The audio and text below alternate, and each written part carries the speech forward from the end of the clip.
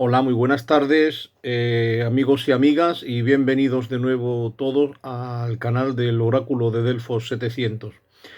En el último vídeo dejamos abierta la pregunta de si la realidad era una o si la realidad era múltiple.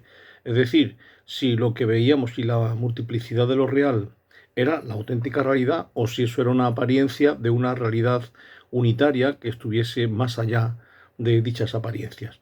Terminamos el vídeo diciendo que el sabio Parménides nos iba a dar en el siguiente vídeo la respuesta, y eso es lo que os vengo a ofrecer hoy. ¿Qué es lo que nos dijo aquel antiguo griego de Elea, Parménides? Pues Parménides, para empezar, lo primero que hizo fue abrir un problema nuevo en la filosofía naciente, que fue el problema del conocimiento. Pues los primeros filósofos, los presocráticos, como ya hemos dicho al principio, pues solamente hablaban de la naturaleza, de la física, ¿no? Y se preguntaban el origen de la realidad. Pero Parménides ya introdujo un problema que ha sido crucial en la historia del pensamiento y que ha perdurado hasta el día de hoy, que es cómo conocemos los seres humanos y cómo es el conocimiento y hasta dónde puede llegar nuestro conocimiento, ¿no? Pues claro, en función de cómo sea el conocimiento humano, pues así sabremos o no cómo es la realidad, porque claro, si nuestro conocimiento ya está limitado por algún tipo de, de incapacidad o de límite del tipo que sea, pues entonces nuestro conocimiento o concepto de lo real estará lógicamente condicionado por dicha limitación, como llaman los filósofos, epistemológica. Bien, pues Parménides dijo que había dos formas de conocer, dos vías de conocimiento, lo que él llamó la vía de la opinión y la vía de la verdad. La vía de la opinión, o doxa, era la vía de los sentidos, del conocimiento sensorial, en fin, la vista, el tacto, el oído, los cinco sentidos, vaya.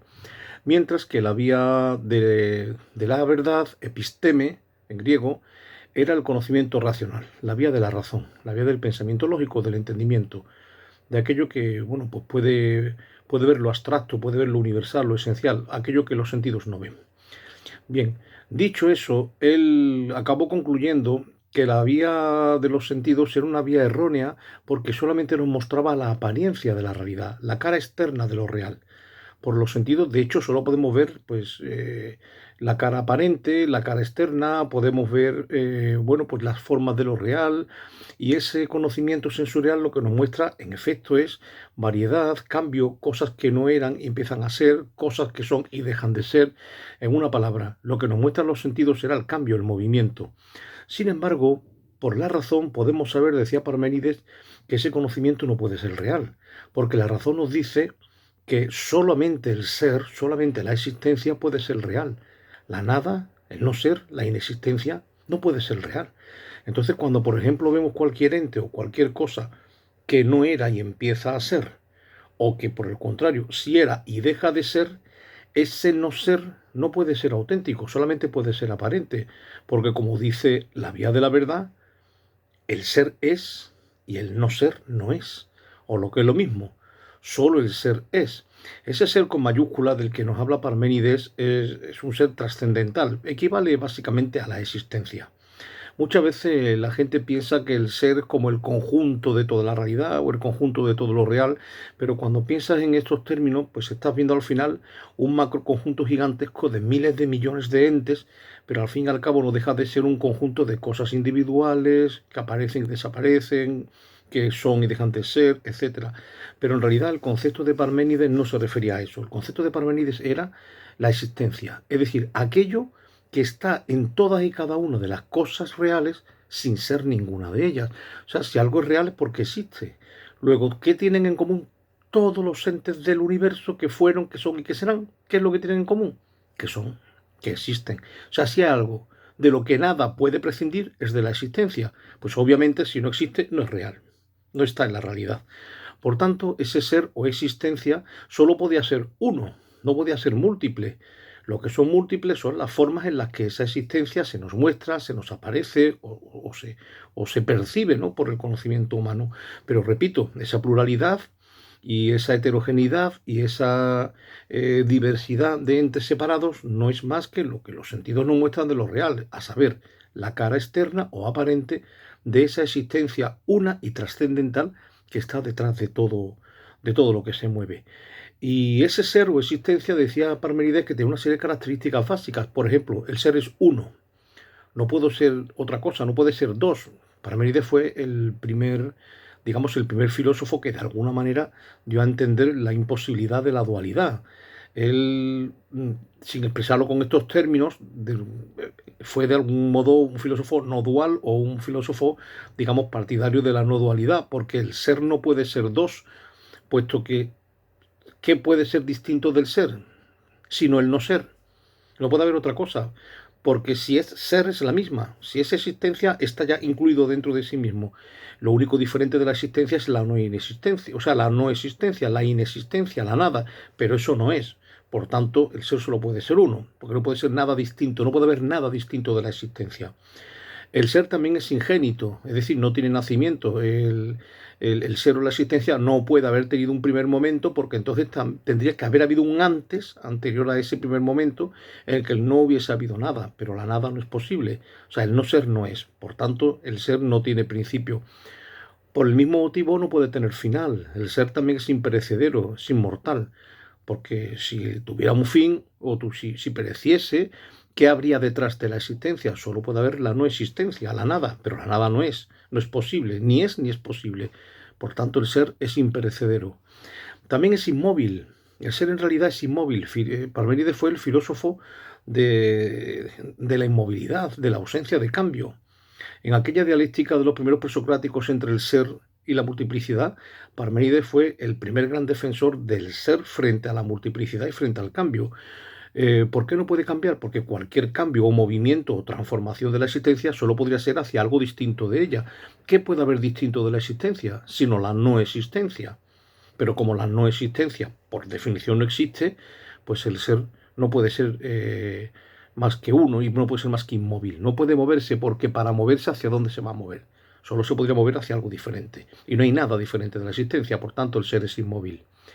También es simple. Simple significa en filosofía mmm, que no tiene discontinuidades. O sea, lo contrario compuesto, que no se puede descomponer, no se puede partir, no se puede dividir. ¿Por qué? Porque si lo partes y lo divides, las franjas que dividieran las partes del ser solo podrían ser franjas de no ser o de inexistencia. Si no hay franjas, si no hay frontera, pues es indivisible, es continuo. Y si hay frontera, la frontera solo podría ser de inexistencia, pero como esta no existe, por tanto el ser es simple, el ser es no se puede descomponer. Y finalmente era perfecto o finito, finito en el sentido de que no le faltaba nada, que estaba terminado, acabado. Para los griegos el sentido de acabado era la definición más clara de perfección, la existencia era perfecta. Bien, dicho esto, volviendo otra vez a la pregunta inicial con la que abrimos este canal del Oráculo de Delfos 700, la pregunta de quién soy yo o qué soy yo, si el ser es uno, inmóvil y trascendental, está en todo lo real sin ser ninguna cosa concreta.